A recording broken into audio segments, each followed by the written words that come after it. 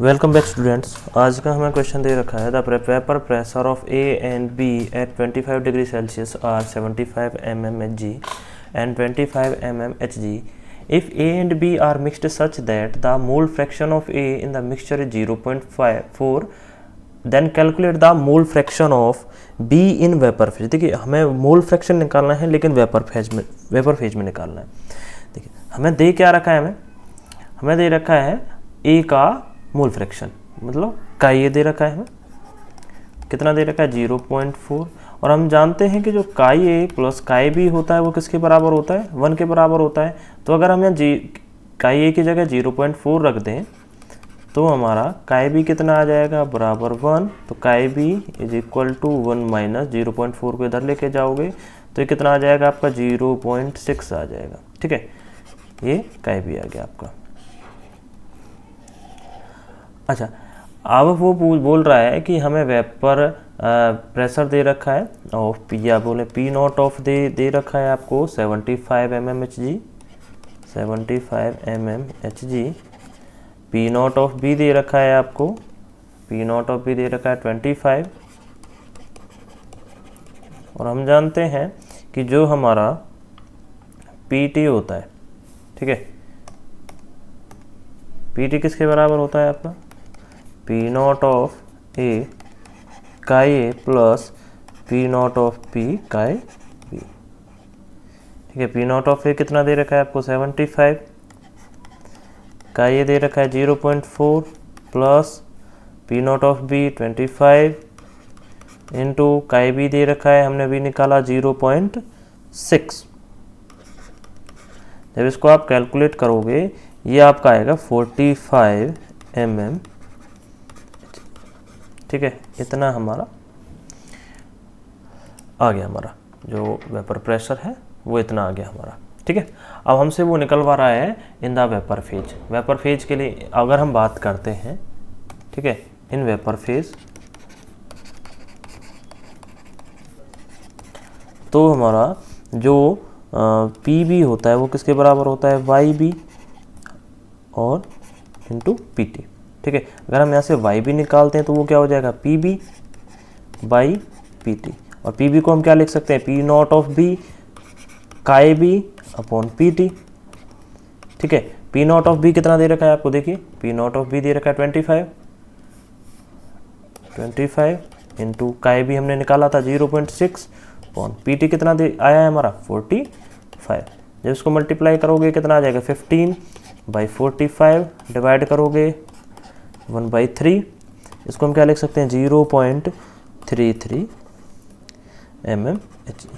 ये कितना होगा आपका, ये आपका मोल फ्रैक्शन होगा किसमें, इन द वेपर फेज। ठीक है, और हमसे वो बोल भी रहा है mole fraction in the vapour phase. Vapour phase में हमारा मोल फ्रैक्शन आ गया है। आगे दे रखा है define colligative properties, right colligative property is preferred for molar mass determination of macro molecules.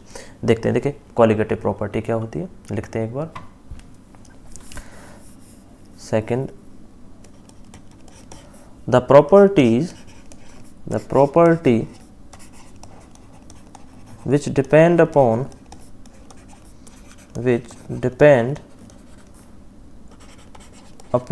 the number of solute particles but not on nature of solute।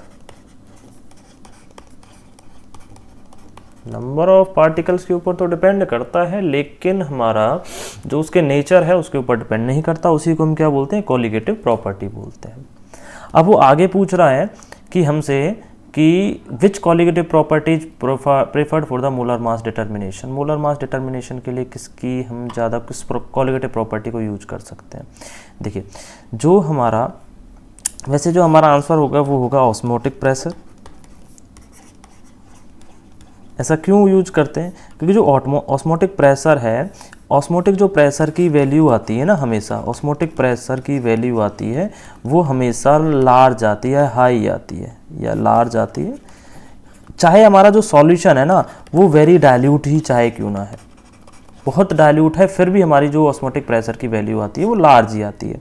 जो दूसरा reason है, जो मैक्रोमोलिक्यूल्स हैं, मैक्रोमोलिक्यूल्स, कुछ मैक्रोमोलिक्यूल्स को छोड़ करके ज़्यादातर जो हैं वो आपके लेस सॉल्यूबल होते हैं इन वाटर,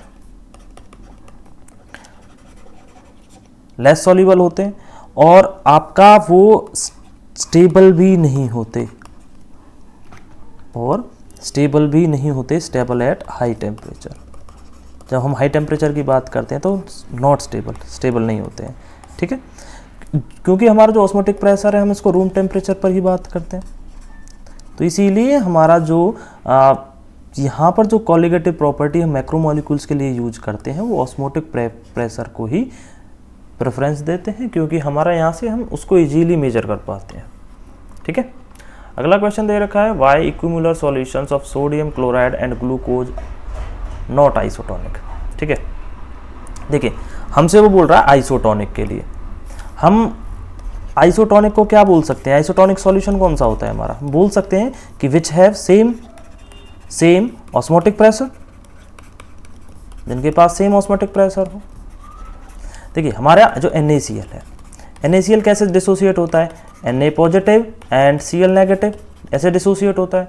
अब डिसोसिएट होगा तो यहाँ पर I की वैल्यू क्या होगी आपकी 2। अगर मैं ग्लूकोज की बात करता हूँ C6H12O6, इसको डिसोसिएट करते तो डिसोसिएट नहीं होता है, इट मीन्स इसकी I की वैल्यू क्या होगी आपकी 1। मैं यहाँ से दोनों के लिए ऑस्मोटिक प्रेशर निकालता हूँ, ऑस्मोटिक प्रेशर का फॉर्मूला होता है ICRT, ऐसे ही यहाँ पर I = ICRT, बाकी चीज़ सेम है हमारी क्योंकि वो सेम हमसे इक्विमोलर मास के लिए बात कर रहा है, ठीक है। तो यहाँ पर I की वैल्यू क्या हो जाएगी 2 और यहाँ पर क्या हो जाएगी 1।